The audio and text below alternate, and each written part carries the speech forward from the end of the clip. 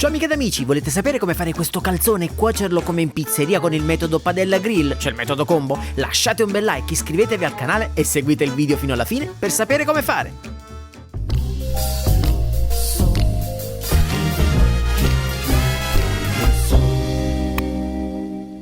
Ciao a tutti e bentornati. Con questo video inauguriamo una serie di tutorial chiamati Pizza Ricetta, grazie ai quali imparerete a preparare decine e decine di pizze diverse. Oggi partiamo dal calzone al prosciutto. Questi sono gli ingredienti che vi serviranno: del pomodoro pelato, come abbiamo fatto nell'altro video, della mozzarella tagliata a listelle, della ricotta fresca, può essere di latte, vaccino o di bufala, del prosciutto tagliato a pezzettini, del formaggio grattugiato, pecorino, parmigiano, del pepe nero, del sale e ovviamente del basilico. E vi servirà anche un piatto e vi spiegherò il perché. Ok, preriscaldate il forno mettendo la grata a metà. Non deve toccare il grill, altrimenti si brucia. Questa è la preparazione.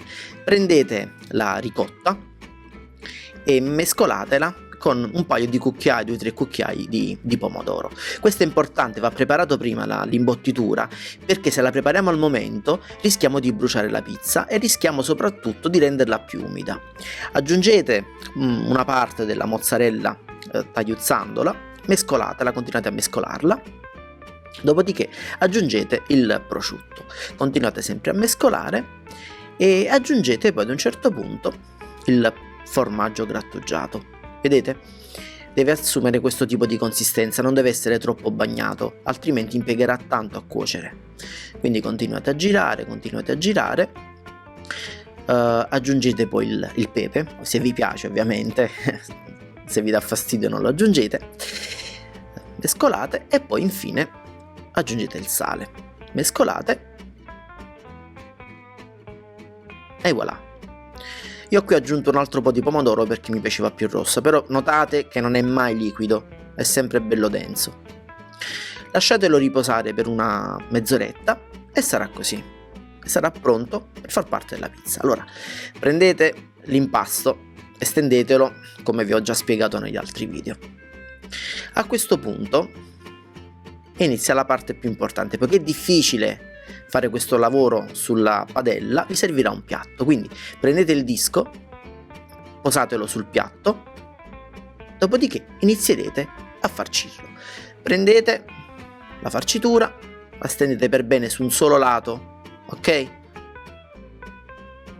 Ed il gioco è fatto. Adesso prendete l'altro lembo della pizza e con le dita vi aiutate schiacciandolo. Verrà un grosso sofficinone. Adesso, come al solito, la padella in preriscaldamento e dal piatto faccio scivolare, vedete che l'avevo infarinato, faccio scivolare la pizza. Notate che la temperatura è più bassa del solito, si attesta intorno ai 250-260 gradi, perché questa è una pizza un po' particolare, se lasciamo le temperature troppo alte rischiamo di bruciarla. Quindi nel frattempo che cuoce aggiungiamo sopra la mozzarella, il basilico e un altro po' di formaggio grattugiato se vi piace e ovviamente un po' d'olio. Ok, controlliamo la cottura, vedete ancora un po' bianchina. La fiamma qui adesso l'alzo un pochino, fate ruotare la pizza in modo tale da cuocere in maniera uniforme. Essendo metà bisogna per forza fare in questo modo. Quando sotto è colorata aprite il forno, vedete il grill è acceso, ok, e dalla padella portate la pizza. Vedete, io ho la pietra refrattaria, ma voi potete benissimo lasciare la padella, come si è visto nel primo video. Io per comodità uso questa, anche perché in questo modo ottimizzo il calore. Vedete? La pizza è cresciuta, cioè si è gonfiata. Adesso la tiro fuori perché voglio portarla un po' più vicina al grill. Notate che ho lasciato un pentolino con dell'acqua calda che fuma, e fumando ovviamente rende la pizza più umida. Quindi grazie alla spatola tengo in alto la pizza, la avvicino al grill in modo tale da colorarla ancora meglio. L'umidità ovviamente aiuta la pizza, simula l'umidità contenuta nel legno.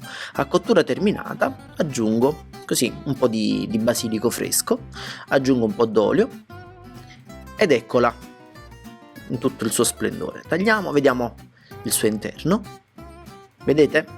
Abbiamo ottenuto lo stesso effetto della pizzeria, evitando però di farcirla a strati perdendo del tempo. Grazie a tutti e alla prossima pizza ricetta.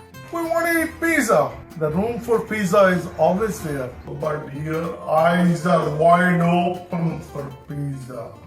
Ehi, dove andate? Stavo scherzando. Allora, mettete un like per farmi fare altri video, mi lasciate un bel commento, vi iscrivete al mio canale e cliccate sulla campana per le notifiche. Poi vi iscrivete al mio corso di pizza su Udemy, il link lo trovate nella descrizione, è in inglese. Poi mi seguite su Instagram come Gigio Pizza, su Facebook come Impasto in Fuga e qualunque pizza pubblichiate ricordate di usare l'hashtag Gigio Pizza.